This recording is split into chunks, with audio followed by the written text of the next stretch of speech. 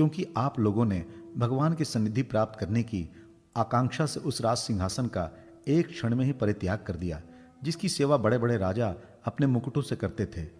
हम सब तब तक यहीं रहेंगे जब तक ये भगवान के परम भक्त परीक्षित अपने नश्वर शरीर को छोड़कर माया दोष एवं शोक से रहित भगवत धाम में नहीं चले जाते।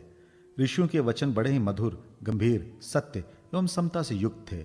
उन्हें सुनकर राजा परीक्षित ने उन योग युक्त मुनियों का अभिनंदन किया और भगवान के मनोहर चरित्र सुनने की इच्छा से ऋषियों से प्रार्थना की, महात्माओं, आप सभी ओर से यहाँ पधारे हैं। आप सत्य लोक में रहने वाले मूर्तिमान वेदों के समान हैं। आप लोगों का दूसरों पर अनुग्रह करने के अतिरिक्त जो आपका सहज स्वभाव है, इस लोक या परलोक में और कोई स्वार्थ नहीं है। विप्रवरों, आप लोगों पर पूर्ण विश्वास करके मैं अपने कर्तव्य के संबंध में ये पूछने योग्य प्रश्न करता हूँ। आप सभी विद्वान परस्पर विचार करके बतलाइए कि सबके लिए, सब अवस्थाओं में और विशेष करके थोड़े ही समय में मरने वाले पुरुषों के लिए अंतःकरण और शरीर से करने योग्य विशुद्ध कर्म कौन सा है। उसी समय पृथ्वी पर स्वेच्छा से विचरण करते हुए किसी की कोई अपेक्षा न रखने वाला व्यास नंदन भगवान श्री सुखदेव जी महाराज वहां प्रकट हो गए। वे वर्ण अथवा आश्रम के बाह्य चिन्हों से रहित एवं आत्मानुभूति में संतुष्ट थे। बच्चों और स्त्रियों ने उन्हें घेर रखा था। उनका वेश अवधूत का था। 16 वर्ष की अवस्था थी। चरण, हाथ, जंघा, भुजाएं, कंधे, कपोल और अन्य सब अंग अत्यंत सुकुमार थे। नेत्र बड़े बड़े और मनोहर थे। नासिका कुछ ऊंची थी, कान बराबर थे, सुंदर भवें थी। इनसे मुख बड़ा ही शोभायमान हो रहा था। गला तो मानो सुंदर शंख ही था।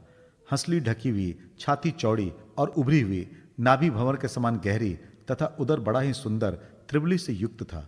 लंबी लंबी भुजाएं थी। मुख पर घुंघराले बाल बिखरे हुए थे। इस दिगंबर वेश में वे श्वेत देवताओं के समान तेजस्वी जान पड़ते थे। श्याम रंग था। चित्त को चुराने वाली भरी जवानी थी। वे शरीर की छटा और मधुर मुस्कान से स्त्रियों को सदा ही मनोहर जान पड़ते थे।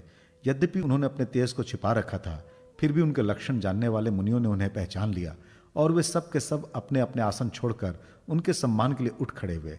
राजा परीक्षित ने अतिथि रूप से पधारे हुए श्री सुखदेव जी को सर झुकाकर प्रणाम किया और उनकी पूजा की।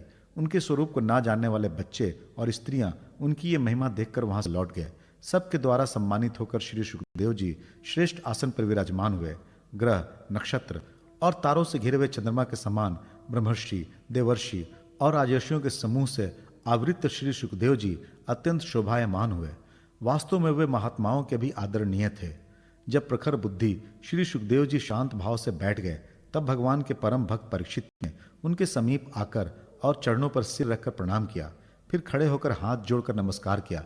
उसके पश्चात बड़ी मधुर वाणी से उनसे ये पूछा। परीक्षित ने कहा, ब्रह्म स्वरूप भगवान, आज हम बड़ भागी हुए, क्योंकि अपराधी क्षत्रिय होने पर भी हमें संत समागम का अधिकारी समझा गया। आज कृपा पूर्वक अतिथि रूप से पधार कर आपने हमें तीर्थ के तुल्य पवित्र बना दिया। आप जैसे महात्माओं के स्मरण मात्र से ही गृहस्थों के घर तत्काल पवित्र हो जाते हैं। फिर दर्शन, स्पर्श, पाद प्रक्षालन और आसन दानादि का सुअवसर मिलने पर तो कहना ही क्या है। महायोगिन जैसे भगवान विष्णु के सामने दैत्य लोग नहीं ठहरते, वैसे ही आपकी सन्निधि से बड़े बड़े पाप भी तुरंत नष्ट हो जाते हैं। अवश्य पांडवों के श्रीहृद भगवान श्री कृष्ण मुझ पर अत्यंत प्रसन्न हैं। उन्होंने अपने फुफेरे भाइयों की प्रसन्नता के लिए उन्हीं के कुल में उत्पन्न हुए मेरे साथ भी अपनेपन का व्यवहार किया है।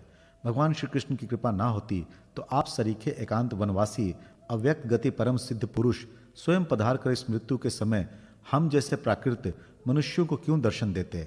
आप योगियों के परम गुरु हैं, इसलिए मैं आपसे परम सिद्धि के स्वरूप और साधन के संबंध में प्रश्न कर रहा हूँ। जो पुरुष सर्वथा मरणासन्न है, उसको क्या करना चाहिए? भगवान, साथ ही यह भी बतलाइए कि मनुष्य मात्र को क्या करना चाहिए। वे किसका श्रवण, किसका जप, किसका स्मरण और किसका भजन करें तथा किसका त्याग करें। भगवत स्वरूप मुनिवर, आपका दर्शन अत्यंत दुर्लभ है, क्योंकि जितनी देर गाय दुही जाती है, गृहस्थों के घर पर उतनी देर भी तो आप नहीं ठहरते। सूत जी कहते हैं, जब राजा ने बड़ी ही मधुर वाणी में इस प्रकार संभाषण एवं प्रश्न किए, तब समस्त धर्मों के मर्मज्ञ व्यास नंदन भगवान श्री सुखदेव जी उनका उत्तर देने लगे।